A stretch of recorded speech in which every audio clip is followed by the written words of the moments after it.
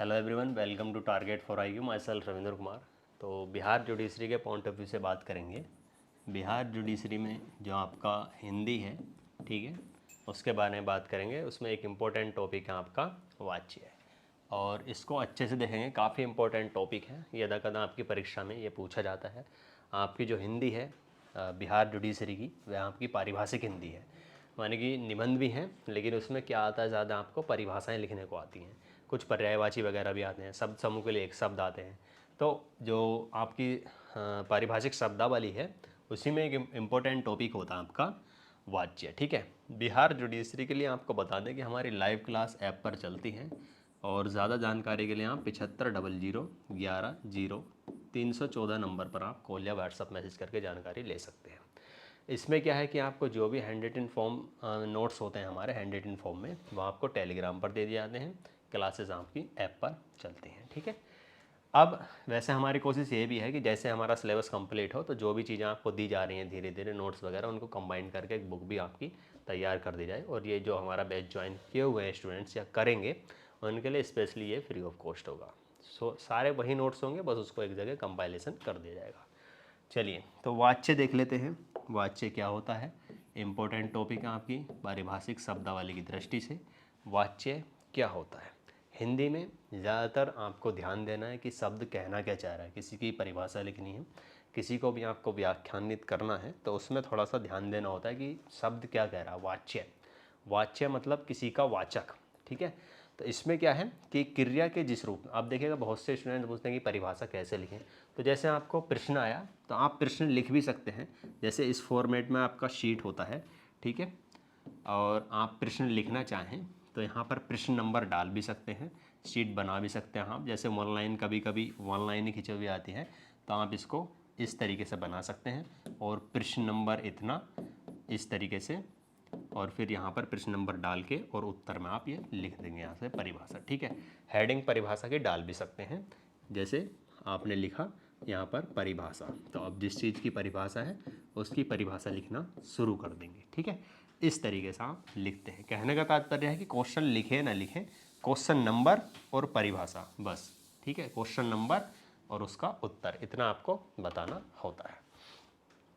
चलिए, वाच्य, तो वाच्य क्या होते हैं, क्रिया के जिस रूप से यह ज्ञात हो कि वाक्य में क्रिया के विधान का मुख्य विषय। जो वाक्य होते हैं आपके, क्या होता है वाक्य, वाक्य क्या होता है समझिएगा। वाक्य किसको कहते हैं, वाक्य शब्द समूह जो होता है, एक अर्थपूर्ण तरीके से प्रयोग होता है, वही वाक्य कहलाता है, ठीक है। अब कैसा होता है, जैसे मोहन खाना खा रहा है, खाना खा रहा है, तो मोहन खाना खा रहा है, मोहन करता है, और क्रिया क्या पर हो रही है यहाँ पर, खाने की, और कर्म क्या है, खाना, ठीक है। मतलब खा रहा है क्रिया है, और कर्म क्या है, खाना। जैसे यहाँ पर और अच्छे समझने के लिए आप कुछ और लिख लें, जैसे सेब खा रहा है, ठीक है, सेब खा रहा है, तो सेब क्या है, कर्म है, यानी कि खा तो रहा है वो, लेकिन क्या खा रहा है, सेब खा रहा है, तो ये कर्म रूपी ये शब्द है। कहने का तात्पर्य वाक्य में क्या क्या चीज़ें होती हैं, कर्ता, क्रिया और कर्म। यह क्रिया है आपकी, और ये क्या है, कर्म, ठीक है, और ये क्या है आपका कर्ता। तो जो तीन चीज़ें होती हैं, तो मोस्ट होती हैं आपके किसी वाक्य को पूरा करने के लिए। बिना कर्म के ही वाक्य बन जाता है, जैसे मोहन खाता है, मोहन जाता है, ये बिना कर्म के भी होते हैं। ये तो हमारी थी आपके नॉर्मली वाक्य के बारे में बात। पारिभाषिक दृष्टि से जो हम देख रहे हैं कि क्रिया के जिस रूप से यह ज्ञात हो कि वाक्य में क्रिया के मुख्य विधान, जो मुख्य क्रिया हो रही है उसका विषय कर्ता है या कर्म है या भाव है। मतलब क्रिया किस रूप में हो रही है, कर्ता के द्वारा हो रही है, ठीक है, या कर्म कोई ऑब्जेक्ट रूप ही दिया हुआ है, उस पर प्रभाव पड़कर कोई क्रिया हो रही है, या किसी भाव प्रदर्शन करने के माध्यम से कोई क्रिया हो रही है। कहने का तात्पर्य क्रिया में कर्ता और कर्म और भाव, तीन चीज़ें आपको इम्पोर्टेंट हैं जो देखने को मिलेंगी, ठीक है। कर्ता, कर्म और भाव, और यही हैं वाच्य के तीनों प्रकार। ये तीन प्रकार भी हैं, ठीक है, कर्तावाच्य, कर्मवाच्य और भाववाच्य। पहला देखते हैं कर्तावाच्य, ठीक है। पहला कौन सा है, कर्तावाच्य। अब ये क्या है, कर्तावाच्य सिंपल तरीके से समझिएगा कि कर्तावाच्य क्या है। ठीक है, देखिएगा पारिभाषिक दृष्टि से जहाँ क्रिया द्वारा कही गई बात का मुख्य विषय कर्ता हो, जहाँ क्रिया द्वारा कही गई बात का मुख्य विषय कौन होगा, कर्ता होगा, वहीं क्या होगा आपका कर्ता कारक होगा। मतलब जो क्रिया हो रही है उसको करने वाला स्वयं कर्ता होगा। ठीक है, जहाँ क्रिया द्वारा कही गई बात का मुख्य विषय क्या हो, कर्ता हो, तो वहाँ पर क्या होगा आपका कर्तावाच्य होता है। इसमें क्रिया का संबंध सीधे तौर पर कर्ता से होता है। जाहिर सी बात है, मुख्य विषय कर्ता है तो संबंध भी किससे होगा, इसका यहाँ पर क्रिया से संबंध होगा। तो इस तरीके से भी कह सकते हैं कि जिस वाक्य में क्रिया का सीधा संबंध कर्ता से हो तो वह क्या होता है, कर्तावाच्य होता है। या जो लैंग्वेज नोट्स में उसके माध्यम से देखें तो जहाँ क्रिया द्वारा कही गई बात का मुख्य विषय कर्ता हो, दोनों एक ही बातें हैं। जहाँ क्रिया द्वारा कही गई बात का मुख्य विषय कर्ता हो वहाँ पर क्या होता है आपका कर्तावाच्य होता है। अब उदाहरण से और अच्छे समझ में आ जाएगा।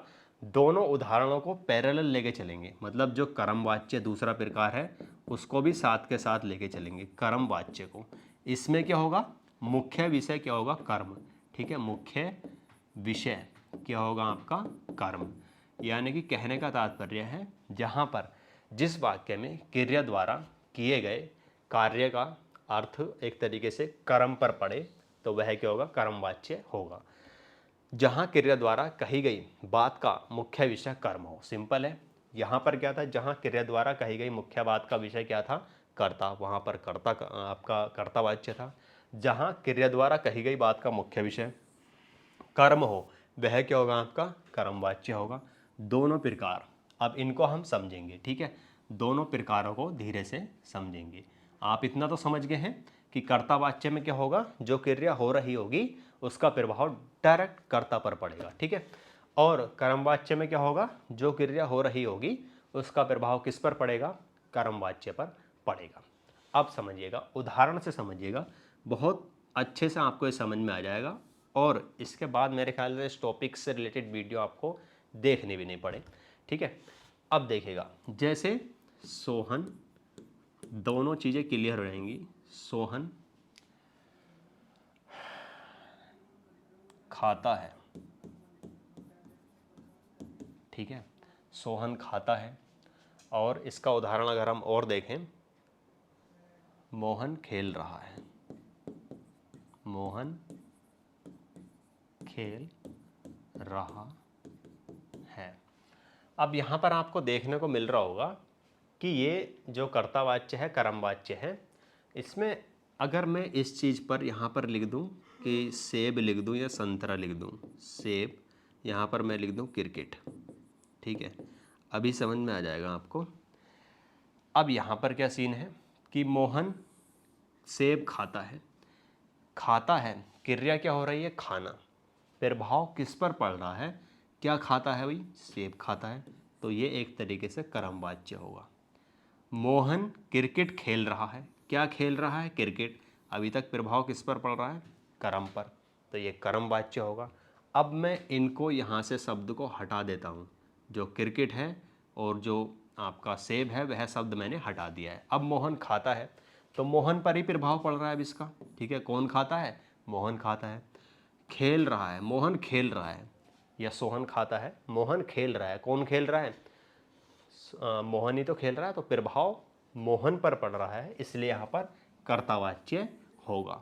कहने का तात्पर्य है क्रिया का प्रभाव अगर कर्ता पर पड़ेगा तो वो कर्मवाच्य होगा, और क्रिया का प्रभाव अगर कर्म पर पड़ेगा तो वह कर्मवाच्य। ठीक है, जैसे मोहन, अब हम ऐड कर देंगे क्रिकेट खेल रहा है, तो अब मोहन से मतलब नहीं है। ठीक है, अब किस पर प्रभाव पड़ रहा है क्रिया का, क्रिकेट पर। क्या खेल रहा है, क्रिकेट खेल रहा है, तो अब इस पर प्रभाव पड़ रहा है। यहाँ पर सोहन सेब खाता है, क्या खाता है, सेब खाता है, तो प्रभाव किस पर पड़ रहा है, सेब पर। अब यहाँ पर क्या हो जाएगा आपका कर्मवाच्य हो जाएगा। ठीक है, तीसरा प्रकार है इसका भाववाच्य। जो तीसरा प्रकार है वह क्या है, भाववाच्य। परीक्षा की दृष्टि से बहुत ज़्यादा इंपॉर्टेंट है आपका ये वाच्य टॉपिक। ठीक है, बिहार जुडिशरी की खासकर, और आपको हो सकता है इस बार देखने को ही मिले। एक्सपेक्टेड पूरा है इस बार आपको ये परिभाषिक दृष्टि से आ जाए। भाववाच्य मतलब जाहिर सी बात है क्रिया का जो भाव, एक तरीके से क्रिया का जो प्रभाव है भावों में प्रदर्शित किया होगा। भाव मतलब एक अनुभवी तौर पर हम कह सकते हैं कि उसमें भाव उत्पन्न होगा जो भी क्रिया हो रही होगी।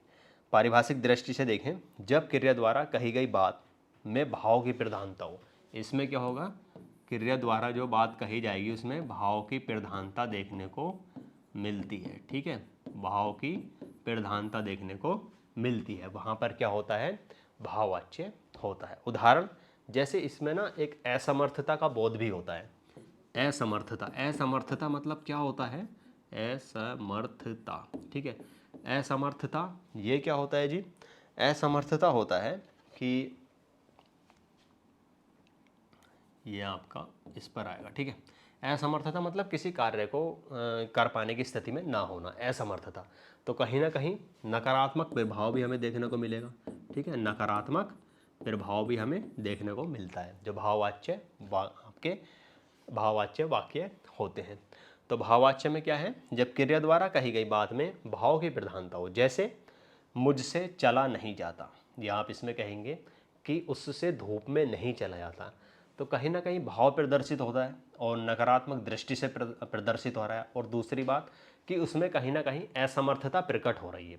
क्या प्रकट हो रही है, असमर्थता, कि मुझसे चला नहीं जाता, उससे खाया नहीं जाता, इस तरीके से जब हम बोलते हैं, या उससे बैठा नहीं जाता, तो ये सभी क्या होते हैं, आपके भाववाच्य में आते हैं। ठीक है, तो इस प्रकार से जो भाववाच्य वाक्य होते हैं इनको पहचानने का तरीका ये भी है, आपकी परीक्षा की दृष्टि से बस इतना है कि परिभाषा कैसे लिखनी होती है और उसके उदाहरण प्रकार। ठीक है, आपने परिभाषा लिखी, वाच्य की आपकी परिभाषा लिखी कि क्रिया के जिस रूप से उसका प्रभाव जो होता है आपका, या उसका मुख्य विषय जो होता है, कर्ता है या क्रिया है या भाव है, ठीक है, उसका पता चलता है, तो वह क्या होता है, आपका वाच्य होता है। वाच्य के 3 प्रकार हमने देखे, कर्ता वाच्य मतलब क्रिया का मुख्य विषय कर्ता होगा, कर्ता वाच्य कहलाता है। कर्म वाच्य, क्रिया का मुख्य विषय कर्म होगा, कर्म वाच्य कहलाता है।